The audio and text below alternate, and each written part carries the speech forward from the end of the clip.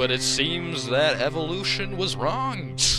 Seems like someone just decided to cut all intelligence out of the human race aboard this ship and just replace it with just a bunch of sexist people. The hell is wrong with them? Anyway, let's get back to normal. Let's get back to business.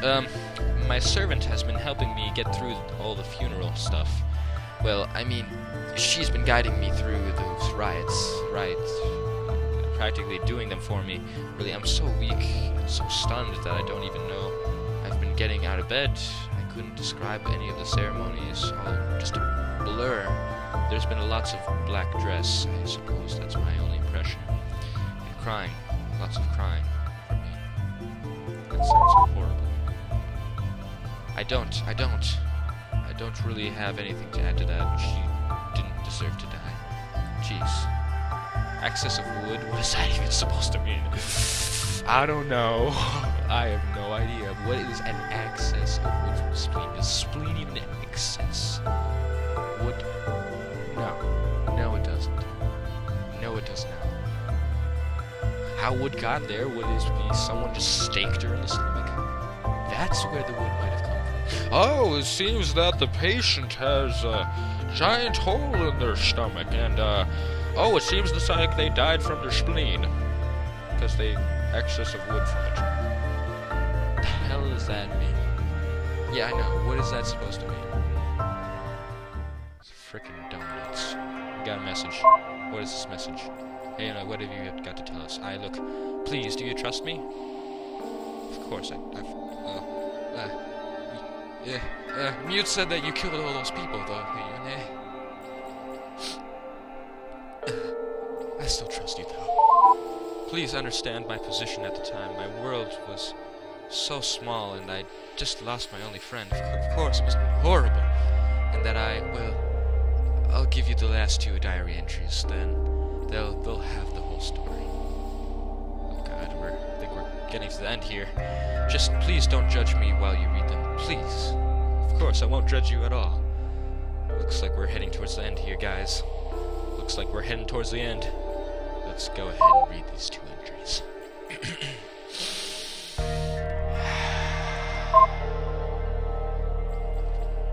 Dear Diary, this sounds so pathetic to say.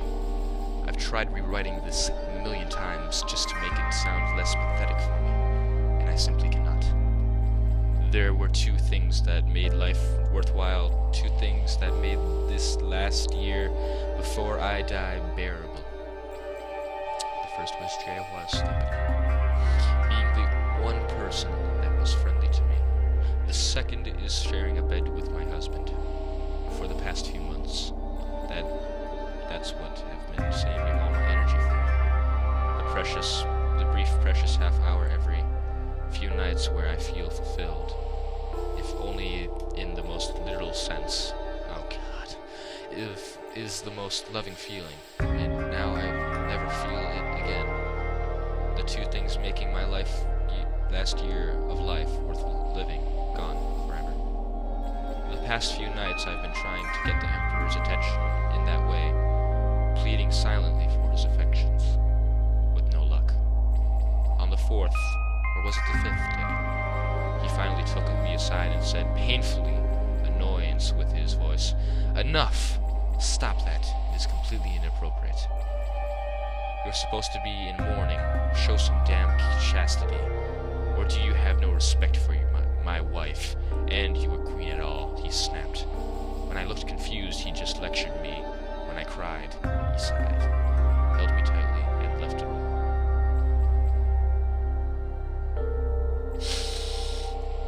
So sad.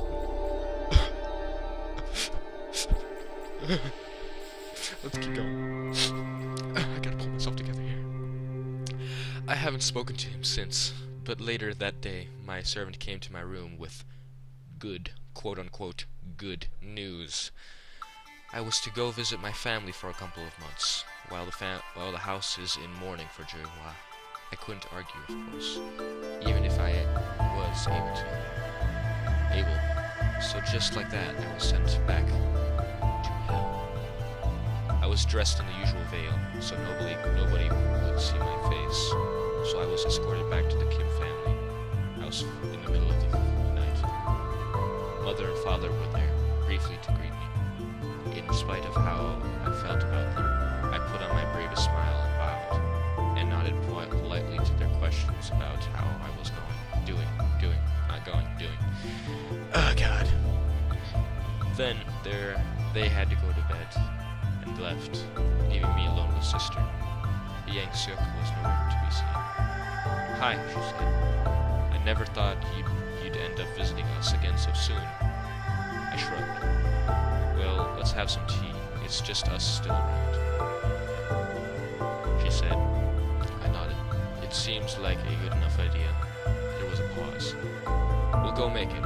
Well, go make it, she snapped, removing any doubts that she might treat me with any sort of friendliness.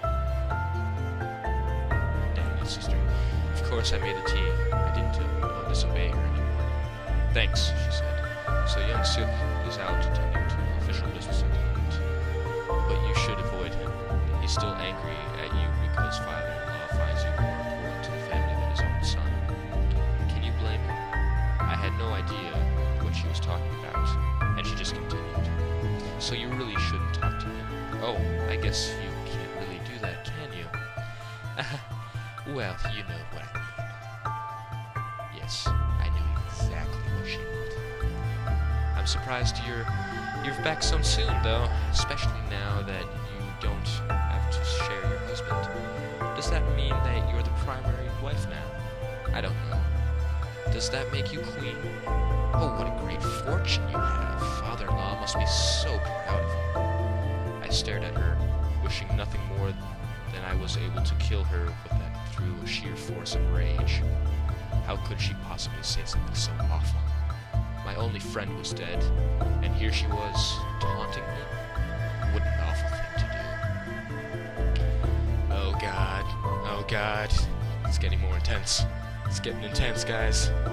But I couldn't hate her to death, no matter how much I tried. So instead, I tried holding back angry tears to hide my weakness. I couldn't do that either. Oh God. Just please keep reading. Okay. I'll keep reading. I'll kill them all. By the Pale Bride. Year 322. 3/2. The Pale Bride. Dear Diary. I was far too feverish to do any real cooking, so my servant was doing all the work for me that night. When Father came in, I think he was drunk, or maybe just tired, or stupid. You know, child, he said to me, you grew up to be a wonderful daughter. I was shocked to hear him say that, and waved my servant out of the kitchen. I'd never heard that, even for the slightest indication of that before, for the briefest moment, and even maybe happy to hear that. Then that surprised me, that I actually felt that way. As a child, I never would have wanted his approval, so why now?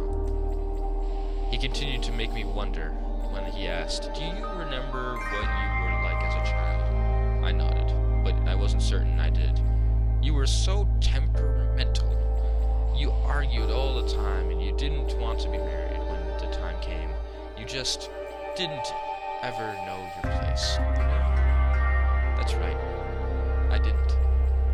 That was back when I thought there was no point in being defiant. Why was that, I wondered. That's the part that amazes me now. I tried to think of the reason why I might want to be defiant, why I valued independence, and at first I couldn't even think of anything. I had forgotten. Don't tell young Suk, but it really scared me. You were always the family's best hope of prosperity, but that attitude of yours, I thought I'd never manage to disavow you of those crazy, uncivilized ideas of yours, he said. While I tried to think that what they were, you were times I thought that I had mistake to have hatched you. Yeah, I completely messed up on that one. Sorry about that. There were times I thought it